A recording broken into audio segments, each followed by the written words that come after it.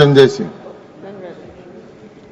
धन्यवाद मान्यवर, आपने मुझे इस महत्वपूर्ण विषय पर अपनी बात कहने का मौका दिया।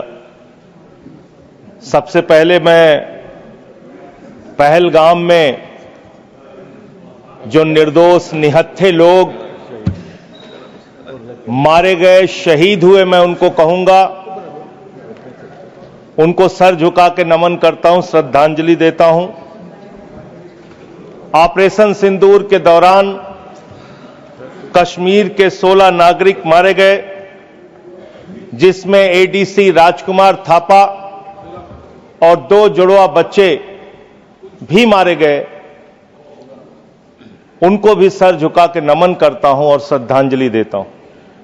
मैं नमन करता हूं और श्रद्धांजलि देता हूं इंडियन एयरफोर्स के मेडिकल असिस्टेंट सुरेंद्र कुमार जी को, बीएसएफ के सब इंस्पेक्टर मोहम्मद इम्तियाज जी को, बीएसएफ के कांस्टेबल दीपक जी को, आर्मी के लांस नायक दिनेश कुमार जी को, सुनील कुमार जी को, मुरली नायक जी को, अली शेख जी को और पवन कुमार जी को, जिन्होंने अपनी शहादत देकर ऑपरेशन सिंदूर में अपनी वीरता और शौर्य का परिचय दिया और पाकिस्तान को मुंहतोड़ जवाब देने के लिए अपना सर्वोच्च बलिदान दिया। मान्यवर, कल से लेकर आज तक दोनों सदनों में सरकार की ओर से बहुत सारी बातें कही गई, अपना मुंह से खुद ही बखान किया गया, हमने ऐसा कर दिया, हमने वैसा कर दिया। हम भारत की सेना का, भारत के बहादुर सैनिकों का, बहादुर जवानों का बार बार नमन करेंगे, उनकी शौर्य और वीरता को बार बार प्रणाम करेंगे, लेकिन आपके नाकारेपन पर 1000 बार सवाल पूछेंगे मान्यवर, क्योंकि सवाल आपसे बनते हैं। पहलगाम में जो निर्दोष लोग बैसरन घाटी में गए थे, उनको आकर 5 खूंखार आतंकवादियों ने कैसे मार दिया? भारत की सीमा के अंदर 200 किलोमीटर वो आतंकवादी कैसे घुस गए? कहां से आपकी इंटेलिजेंस फेलियर हुई, उसके लिए कौन जवाबदेह है? और जब हम सर्वदलीय बैठक में बैठे थे, आदरणीय लीडर ऑफ अपोजिशन भी वहां पे थे, त्रुचि शिवाजी भी थे, और मान्यवर हमको बताया गया, सरकार के द्वारा बताया गया कि बैसरन घाटी में सिर्फ अमरनाथ यात्रा के 15 दिन पहले ही लोग आते हैं। ये तो पता नहीं किस गलती से होटल वालों के साथ मिलकर बैसरन घाटी को खोल दिया गया। अब इतने सारे अलग अलग दलों के नेताओं को सरकार के जिम्मेदार मंत्री, गृह मंत्री की मौजूदगी में, रक्षा मंत्री की मौजूदगी में गलत जानकारी दे रहे हैं। बाद में जब हमने पता किया तो पता चला कि हमेशा वो बैसरन घाटी खुली रहती है, लेकिन वहां सुरक्षा के कोई इंतजाम नहीं थे मान्यवर। वो लोग चीखते रहे, चिल्लाते रहे, रोते रहे, बिलखते रहे, अपनी जान गंवाते रहे, सहायता मांगते रहे, लेकिन उनकी सहायता करने वाला कोई नहीं था। मैं गया था शुभम द्विवेदी जी के घर कानपुर में मान्यवर, और उनके पिता ने रो के एक ही मांग कही।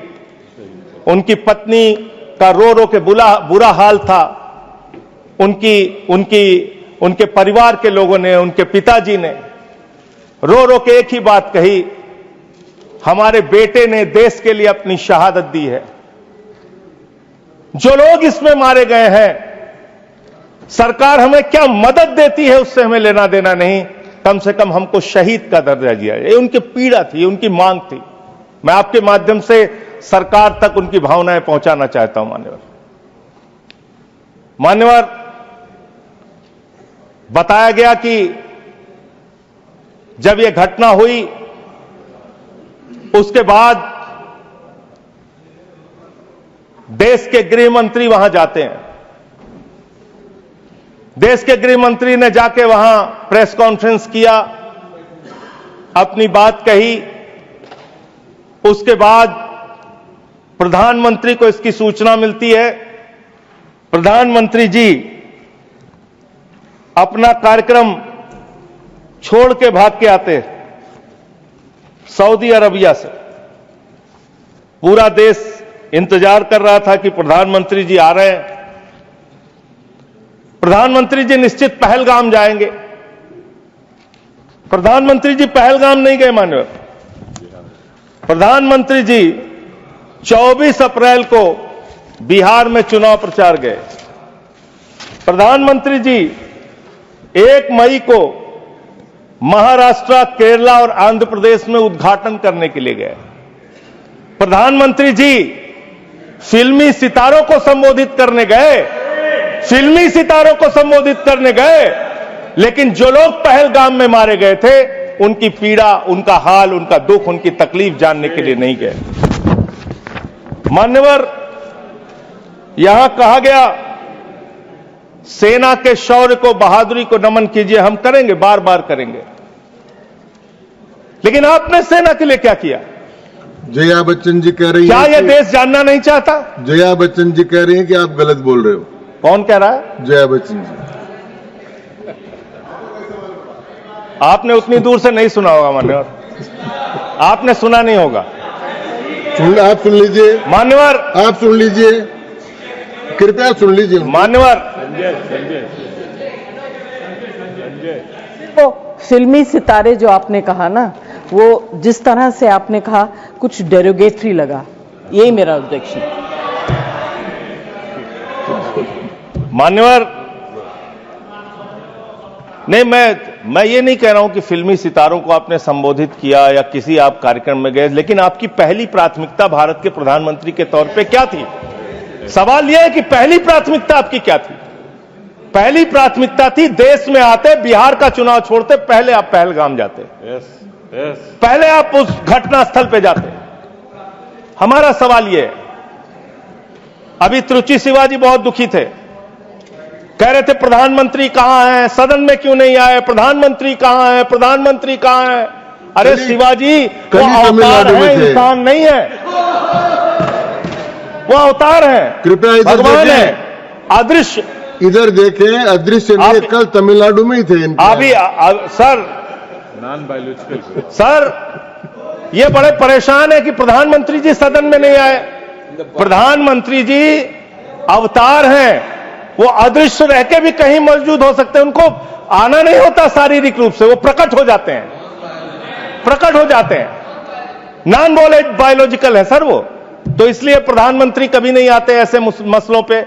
18 घंटे काम करते हैं प्रधानमंत्री, लेकिन इतने गंभीर विषय पे दोनों सदनों के अंदर चर्चा हो रही है। 18 घंटे काम करने वाला प्रधानमंत्री 2 घंटे भी दोनों सदनों में क्यों नहीं है, यह सवाल हम लोग पूछना चाहते हैं। आपको इसका महत्व नहीं नजर आता? आपको कह रहे हैं आपकी बात सुनने के लिए नहीं आना चाहते, राजनाथ सिंह की बात सुनने आ जाते। ये लोग भी बकवास करते हैं। हम लोग जब बोले मत सुनो, भेज दो वापस, कम से कम अपने लोगों की तो सुनने आ जाओ। बकवास वो भी सुनने नहीं आते, बकवास बोला सर, बकवास सब नहीं, उन्होंने बोला हट जाएगा दोनों। जैसे आप उनका सुन ले वैसे मैंने उनका सुन लिया, मैंने उनका सुन लिया। तो आपके मंत्री यहां बकवास करते हैं? आपके माननीय मंत्री, सांसद, नेता जो आते हैं यहां बकवास सब मत बोलिएगा, आप चेयर ने मना कर दिया। चलो मान्यवर,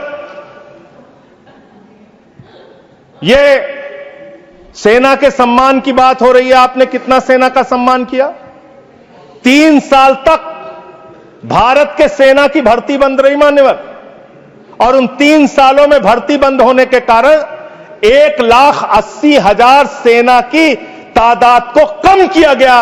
उसके लिए आप जिम्मेदार हैं। बार बार आपसे सवाल पूछा जाएगा और आपकी आलोचना होनी चाहिए।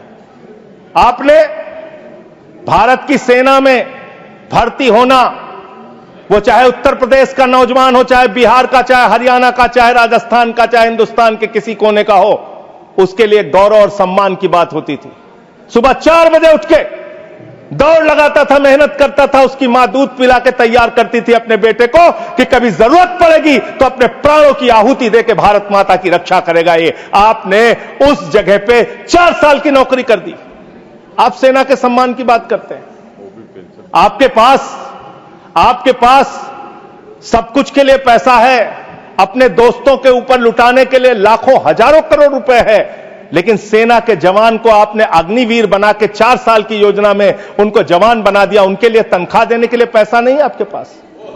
बीएसएफ के जवान, सीआईएसएफ के जवान, पैरामिलिट्री फोर्सेस के जवान, उनको पेंशन देने के लिए पैसा नहीं है, शहीद का दर्जा देने के लिए पैसा नहीं है आपके पास। आपके पास सीआरपीएफ के जवान, उनको पैरामिलिट्री फोर्सेस को आपको पेंशन देने और शहीद का दर्जा देने का पैसा नहीं है। आप सेना के सम्मान की बात करते हैं। आप सेना के सम्मान की बात करते हैं। मान्यवर, सबसे बड़ा दुख इस बात का हुआ, कल से कहा जा रहा है नहीं, हमने अपने आप सीज फायर डिक्लेयर किया, हमने अपने आप सीज फायर डिक्लेयर किया, इसमें किसी तीसरे देश का हस्तक्षेप नहीं है। आजादी के बाद से लेकर आज तक भारत का स्टैंड एक ही रहा है, हम पाकिस्तान के मामले में किसी भी तीसरे देश की मध्यस्थता नहीं मानते। अगर उस बात के साथ किसी ने धोखा किया है, किसी ने विश्वासघात किया है, तो उसका नाम है भारत के प्रधानमंत्री नरेंद्र मोदी। मैं इस सदन के अंदर कहना चाहता हूं, आपने उस भावना के साथ विश्वासघात किया है। मानवर, अमेरिका की मध्यस्थता आपने स्वीकार की, और मैं इसलिए चंद लाइनें आपके लिए कहना चाहूंगा कि तू इधर उधर की ना बात कर, तू उधर उधर की। आप ही का चेहरा आ रहा है सर, थोड़ा निर्देश दे दीजिए, आप ही को दिखाए जा रहे हैं बार बार। तू इधर उधर की ना बात कर, ये बता कि काफिला क्यों लूटा। मुझे रहजनों से गिला तो है, लेकिन तेरी रहबरी पर सवाल है, आपकी रहबरी पर, आपके नेतृत्व पर सवाल है, और यह सवाल बार बार पूछा जाएगा, यह सवाल बार बार पूछा जाएगा। 10 मई को भारत, जो 144 करोड़ की आबादी का मुल्क है, भारत जो दुनिया का सबसे बड़ा लोकतंत्र है, भारत जो दुनिया की 5वीं बड़ी अर्थव्यवस्था है, उस भारत के मामले में सीज फायर का डिक्लेरेशन भारत की धरती से नहीं होता, अमेरिका की धरती से होता है। अमेरिका का राष्ट्रपति ट्रंप वो ट्वीट करके जानकारी देता है सीज फायर हो गया दोनों देश में। हो जाएगा। हमारी सेनाएं लड़ रही हैं, हमारी सेनाएं मैदान में हैं, और अमेरिका का राष्ट्रपति कह रहा है सीज फायर हो गया। क्या लिख रहा है वो अमेरिका का राष्ट्रपति? After a long night of talks mediated by United States, I am pleased to announce that India and Pakistan have agreed to a full and immediate ceasefire. Congratulations to both countries on using common sense and great intelligence. Thank you for attention to this matter. फिर उसके बाद उपराष्ट्रपति JD Vance, 10 मई को इनका tweet आता, great work from president's team, specially Secretary Rubio, and my gratitude to the leaders of India and Pakistan for their hard work and willingness to engage in this ceasefire. अब जो secretary Rovio का, United state के secretary Rovio का जो tweet है, वो अगर मैं इस सदन में पढ़ दूंगा तो सरकार को बहुत शर्मिंदा होना पड़ेगा। इसलिए मैं आपको चाहता हूं कि इस पे जवाब दीजिए, जब जवाब दीजिएगा, और प्रधानमंत्री को जवाब देना चाहिए। ये 10 मई का ट्वीट है। मैं चाहूंगा सत्ता पक्ष विपक्ष पूरा सदन इसको सुने। Over the past 48 hours, vice president Vance and I have engaged with the senior Indian and Pakistani officials, including Prime Ministers Narendra Modi and Shehbaz Sharif, External Affairs Minister Subramaniam Jaishankar, Chief of Army Staff Asim Munir, and National Security Advisors Ajit Doval and Asim Malik. I am pleased to announce the governments of India and Pakistan have agreed to an immediate ceasefire and to start talks a broad set of issues at a neutral site.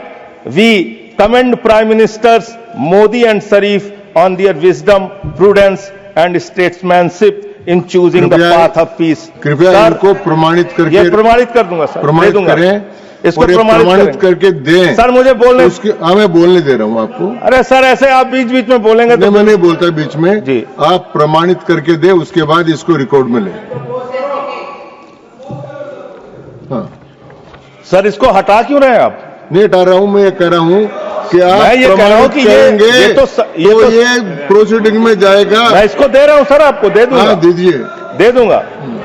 Sir मान्यवर, मैं बड़ी विनम्रता पूर्वक इस सरकार से ये पूछना चाहता हूं कि ये सेक्रेटरी, यूनाइटेड स्टेट का सेक्रेटरी जो है रूबियो, वो कह रहा है 10 मई को कि पिछले 48 घंटे से प्रधानमंत्री नरेंद्र मोदी से, पाकिस्तान के प्रधानमंत्री शरीफ से, वहां के एडवाइजर आसिम मलिक से हम लोग बातचीत कर रहे थे। आसिम मलिक कौन है सर? आसिम मलिक कौन है?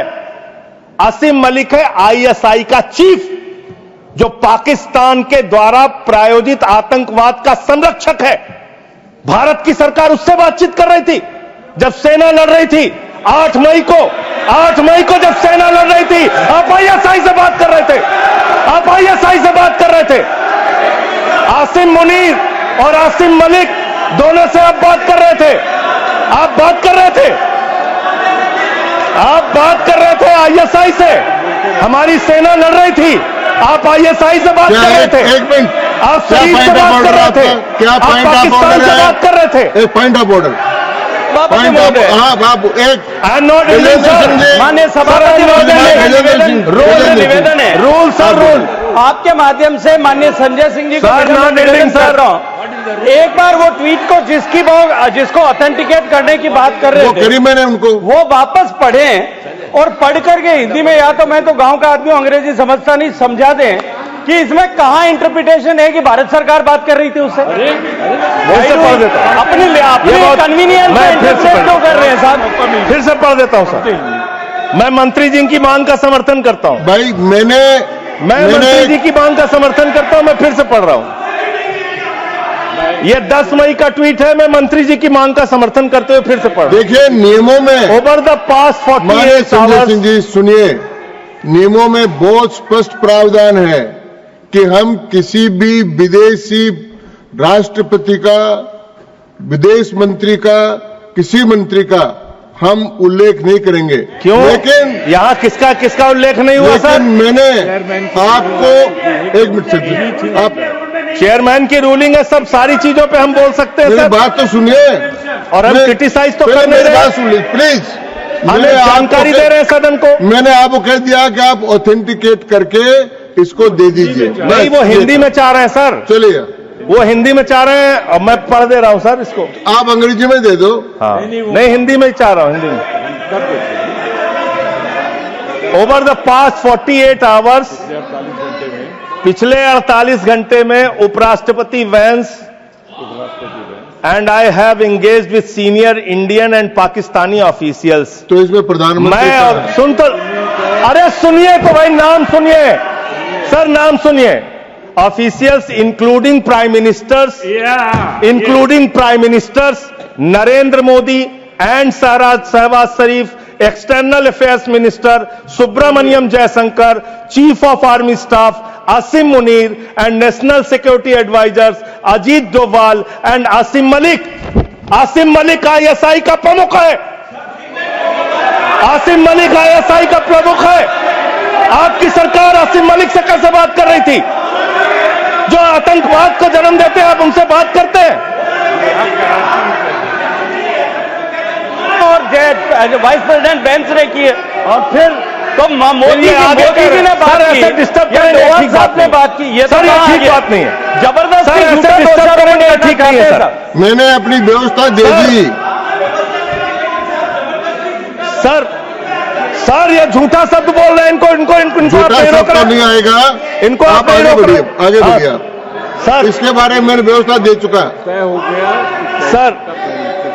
सर मान्यवर, 10 मई को, मदन जी कृपया बैठ जाए। 10 मई को ये सीज फायर की डिक्लेरेशन होती है। 5 जून को कृपया अरे बैठ सुन जाए। लीजिए यार सर, मैंने जजमेंट इसमें दे दिया व्यवस्था, कृपया बैठ जाए। 5 जून को पाकिस्तान को संयुक्त राष्ट्र संघ की एंटी टेररिस्ट कमेटी जो है उसका वाइस प्रेसिडेंट बनाया जाता है।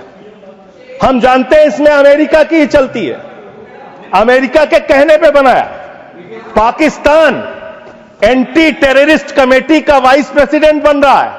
वो पाकिस्तान जिसने 10 साल तक ओसामा बिन लादेन को अपने घर में छिपा के रखा, वो पाकिस्तान जहां मसूद अजहर है, ये बात वो पाकिस्तान जहां हाफिज सईद है, वो पाकिस्तान जिसने ताज पे हमला किया मुंबई में, वो पाकिस्तान जिसने संसद पे हमला किया, वो पाकिस्तान जिसने अक्षरधाम किया, वो पाकिस्तान जिसने उड़ी किया, वो पाकिस्तान जिसने पुलवामा किया, वो पाकिस्तान जिसने लाल किले पे हमला किया, वो पाकिस्तान जो हिंदुस्तान में आतंकवाद फैलाता है, पहलगाम की घटना को अंजाम देता है। आप कह रहे हैं वो पाकिस्तान आपसे गिड़गिड़ाया, आप मान गए। अरे मान्यवर, वो हमारी बहनें भी तो गिड़गिड़ा रही थी, वो आतंकवादी तो नहीं माने, आप कैसे मान गए? वो बहनें भी तो गिड़गिड़ा रही थी मान्यवर, वो भी तो कह रही थी आतंकवादियों के सामने कि मत मारो मेरे पति को, मत मारो, लेकिन मारा उन्होंने। आप कह रहे पाकिस्तान का डीजीएमओ बात कर गया, पाकिस्तान के डीजीएमओ ने कह दिया कि अब हम आगे कोई घटना नहीं करेंगे। आप मान गए उनकी बात? जिन्होंने संसद पे हमला किया, जिन्होंने लाल किले पे हमला किया, जिन्होंने मुंबई के ताज पे हमला किया, जिन्होंने अक्षरधाम पे हमला किया, जिन्होंने पहलगाम किया, जिन्होंने उड़ी किया, आप उनकी बात मान ले? पुलवामा किया, और पुलवामा मान्यवर आप सेना के सम्मान की बात करते हैं मान्यवर। 19 जून को अमेरिका ट्रंप के लिए प्रचार करने मैं नहीं गया था मान्यवर, ट्रंप के लिए प्रचार करने महामानव गए थे, मैं नहीं गया था। अब की बार ट्रंप सरकार उन्होंने नारा दिया था मान्यवर। और ये 19 जून को क्या किया? उस ट्रंप ने 19 जून को क्या किया?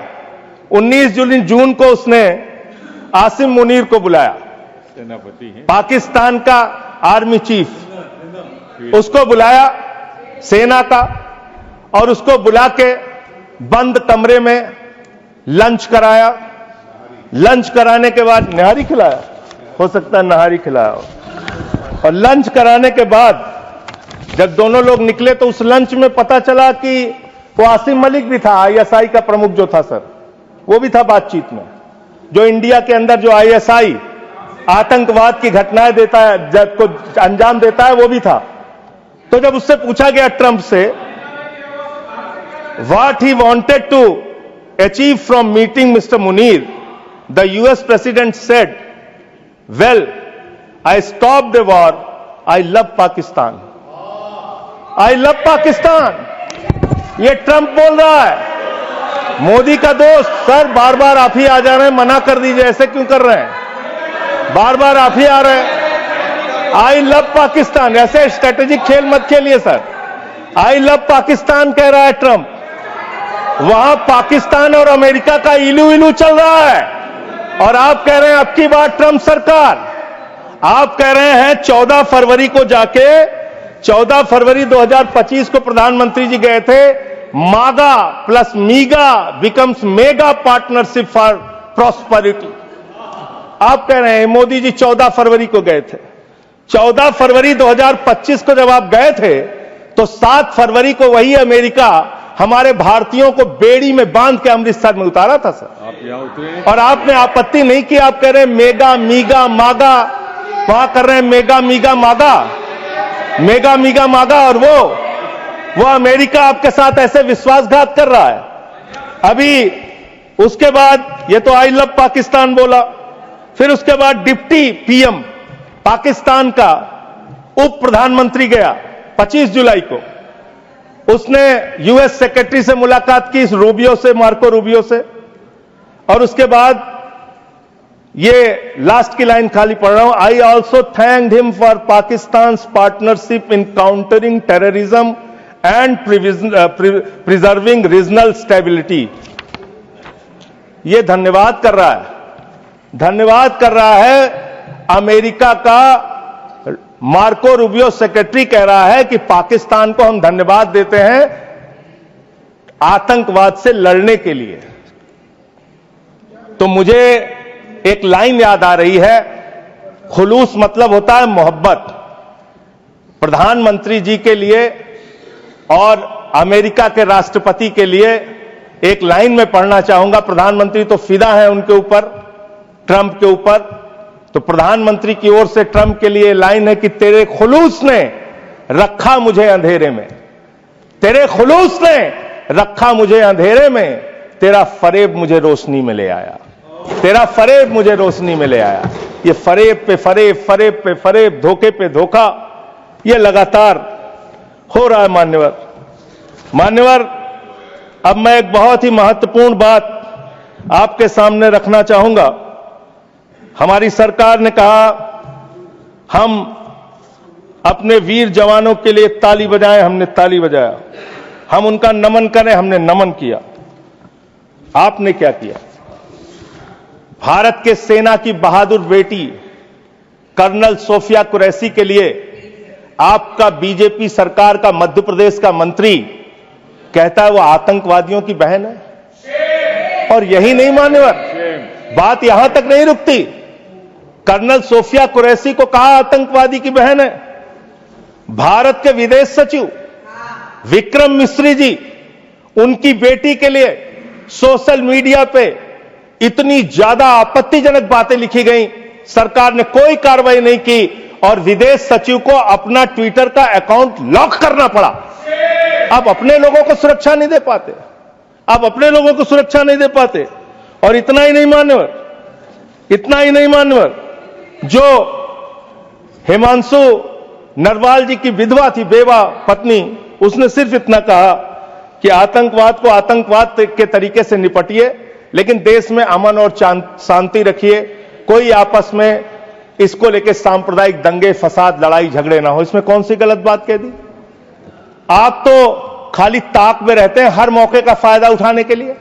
पहलगाम की घटना हुई मान्यवर, हम लोग श्रद्धांजलि अर्पित कर रहे थे और भारतीय जनता पार्टी के ट्विटर हैंडल से मैं पूरी जिम्मेदारी से कह रहा हूं, अगर मैं गलत कह रहा हूं तो राष्ट्रीय अध्यक्ष जी यहां बैठे हैं बीजेपी के, मना कर देंगे। उन्होंने क्या पहला ट्वीट क्या आया? धर्म पूछा जाति नहीं, धर्म पूछा जाति नहीं। और जो कथावाचक मारे जा रहे हैं हमारे उत्तर प्रदेश में, वहां तो जाति पूछ के मार रहे हैं, जाति पूछ के मार रहे हैं, मंदिरों में घुसने नहीं दे रहे हैं, जाति पूछ के मार रहे हैं। ये भी तो हो रहा है इस देश के अंदर। इसलिए आप विषय पर बोलिए। माननीय विषय नहीं बोल रहा हूं सर, नहीं विषय नहीं, सर ये लिखा है ना, ये विषय है सर, ये विषय नहीं है। नरवाल का विषय। हाँ आप विषय पर बोलिए। सर विषय यही है। नरवाल और विषय है। आप एक बात मैं कह सकता हूं सर, विदेश सचिव का नाम नहीं लिखे, मंत्रालय का नाम लिखे। ये काहे के लिए? ये है सर हम ऑफिसर्स अच्छा चलिए ठीक, जो आपको ठीक लगे सर, जैसे आपने। ऑफिसर्स का नाम सर, नहीं ले सकते। नो चलिए सर, नो सर वैसे मैं एक बात कह सकता हूं और सरकार को इसको ध्यान देना चाहिए सर। मैं बड़ी गंभीरता से इस बात को कह रहा हूं। आप गोदी मीडिया से अपनी चाटुकारिता दिन रात करवाना चाहते हैं, करवाइए, कोई हमें दिक्कत नहीं है, वो लोग करेंगे ही। लेकिन जब युद्ध का समय है, लड़ाई का वक्त है, इतने गंभीर समय में है, ऐसे समय में आप ऐसे समय में झूठी खबरें वहां पे चलवा रहे हैं, झूठी खबरें चलवा रहे हैं। लाहौर में घुस गए, इस्लामाबाद में घुस गए, यहां कराची में कब्जा हो गया, रावलपिंडी में कब्जा हो गया। अरे भाई, ऐसे वक्त में हमारी सेनाएं लड़ रही होती हैं, उनको सही जानकारी सारी चीजों की होती है, परिस्थितियों का। आप उनके जीवन को संकट में डाल रहे हैं। कौन कहां लड़ रहा है, किस पोजीशन पे है, आप दुनिया भर की जो भी मन हो रहा खबरें चलाए जा रहे हैं मीडिया पे, तो इस पर भी रोक लगनी चाहिए। तीसरी बात, यहां पे चाइना की भी बात हुई। चाइना ने पूरी तरीके से पाकिस्तान का साथ दिया, पूरी तरीके से मिसाइल दिया, लड़ाई में हर तरीके से उनका साथ दिया, हर तरीके से पाकिस्तान का साथ देने का काम चीन ने किया। हर तरीके से पाकिस्तान का साथ देने का काम अमेरिका ने किया। और आप क्या कर रहे हैं चीन के साथ? मैंने कल देखा, मैंने सोचा मान्यवर कि चलिए इसी को देखते हैं। गलवान घाटी में जब हमारे जवान शहीद हुए, उसके बाद हमने चीन से अपने कैसे रिश्ते किए, आपने क्या किया, यह पूरे देश को जानना चाहिए और खास तौर से आपके समर्थकों को। 2020 के घटना के बाद गलवान घाटी में जब हमारे जवान शहीद हुए, उसके बाद आपने 4,83,033 करोड़ रुपए का आयात चीन से किया। 2021-22 में आपने 7,10,148 करोड़ रुपए का व्यापार चीन से किया, आयात चीन से किया। 2022-23 में 8,03,533 करोड़ का आयात चीन से किया। 2023-24 में 8,38,442 करोड़ रुपए का आयात चीन से किया। 2024-25 में 9,41,718 करोड़ रुपए का आयात चीन से किया। आज चीन को लाखों करोड़, 37 लाख करोड़ रुपए पिछले 5 सालों में आपने 37 लाख करोड़ रुपए का सामान चीन से भारत में आयात किया। आप चीन को रुपया पे रुपया लाखों करोड़ कमा रहे हैं। माननीय सदस्य, आप हर एक चीज में रोकेंगे सर। इसमें मैं तो ये आंकड़ा बिल्कुल ये रिलेवेंट नहीं है। आप ये बोलिए। रिलेवेंट है, मैं बता रहा हूं सर मैं बता रहा हूं सर, इसको लीजिए आप सर।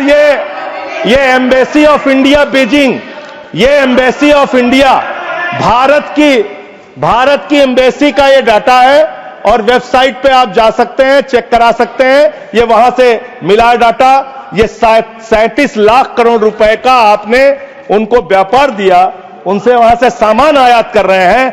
आप चीन को लाखों करोड़ रुपए का व्यापार दे रहे हैं और चीन पाकिस्तान को मिसाइल दे रहा है। यह आपका समझौता है, स्ट्रेटेजिक सपोर्ट। यह आपका समझौता है। आप उस चीन के राष्ट्रपति को झूला झुलाते हैं और यह हमारे साथ चीन कर रहा है, यह हमारे साथ चीन कर रहा है। यह इस देश को जानना जरूरी है। पाकिस्तान को कर्जा मिलता है IMF से, वर्ल्ड बैंक से, और यह कर्जा मिलता है लगभग 3 लाख करोड़ रुपए का कर्जा उनका सैंक्शन हो चुका है, मिल जाएगा। और काफी विरोध भी किया सरकार ने, लेकिन माने नहीं वो लोग, माने नहीं। लड़ाई के समय में उनका कर्जा सैंक्शन हो रहा है और वो पैसा कहां लगेगा? आतंकवाद को बढ़ावा देने में, आतंकवाद को फैलाने में। और अंत में बस मैं सिर्फ एक रिपोर्ट पढ़ के अपनी बात को खत्म करूंगा। हिंदुस्तान में आतंकवाद बढ़ कैसे रहा है, सोर्स पहले ही बता देता हूं। क्वेश्चन नंबर 2802 लोकसभा, दिनांक 18 मार्च 2025। भारत की सरकार का जवाब है, मेरा जवाब नहीं है। इस क्वेश्चन में पूछा गया गृह मंत्रालय से कि हिंदुस्तान में कितने ड्रग्स पिछले 5 साल में पकड़े गए। इसका तो क्या भारत की संबंध है इस चर्चा से? सर अब आप इसको भी नहीं मानेंगे, सर अब आप इसको भी नहीं मानेंगे। इस चर्चा से मतलब इसका ये संबंध जो नहीं। ऑथेंटिक डॉक्यूमेंट है, इसको भी आप मानेंगे नहीं।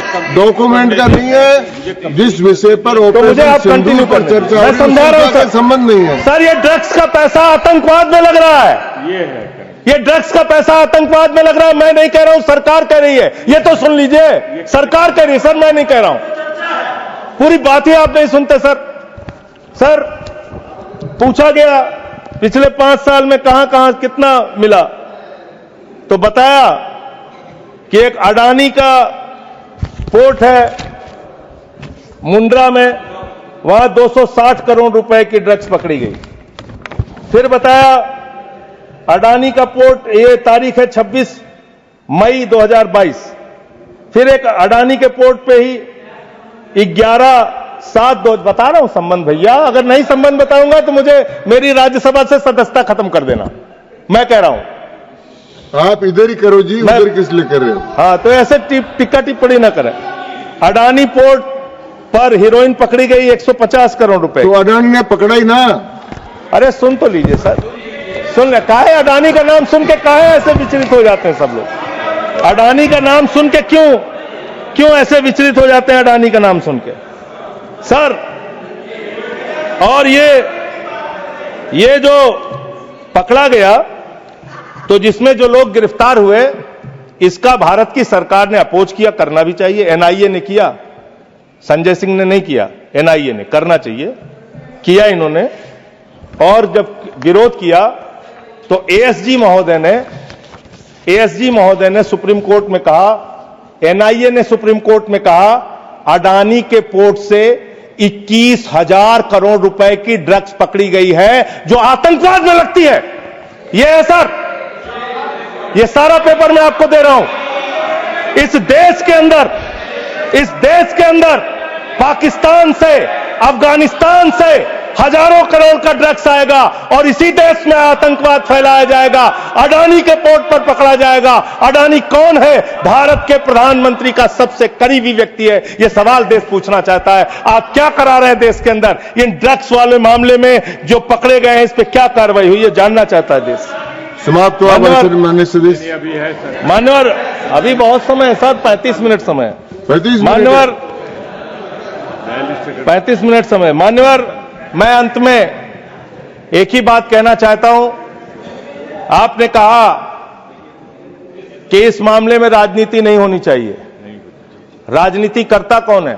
इतनी हर करने के मामले बाद में आप राजनीति करते हैं, हर मामले में आप राजनीति करते हैं, हमेशा विपक्ष को ब्लेम करते हैं, विपक्ष को देशद्रोही कहते हैं, विपक्ष को गद्दार कहते हैं। आप पूरी दुनिया में घूमते हैं, एक देश आपके समर्थन में नहीं आता, एक भी देश आपके पक्ष में खड़ा नहीं होता, लेकिन जब आपको जरूरत होती है आप कहते हैं विपक्ष के लोगों पूरी दुनिया में जाओ और भारत के पक्ष में बोल के आओ। गए विपक्ष के लोग, हमारी भी पार्टी के 2 सांसद गए और हम सरकार का पक्ष दुनिया में रख कर आए। जब भी देश पे संकट होगा हम आपके साथ खड़े हैं, लेकिन लोगों को बांटने का काम, अपमानित करने का काम और रोज रोज इस तरीके से गद्दार कहने का काम बंद कीजिए। बहुत बहुत धन्यवाद माननीय। धन्यवाद।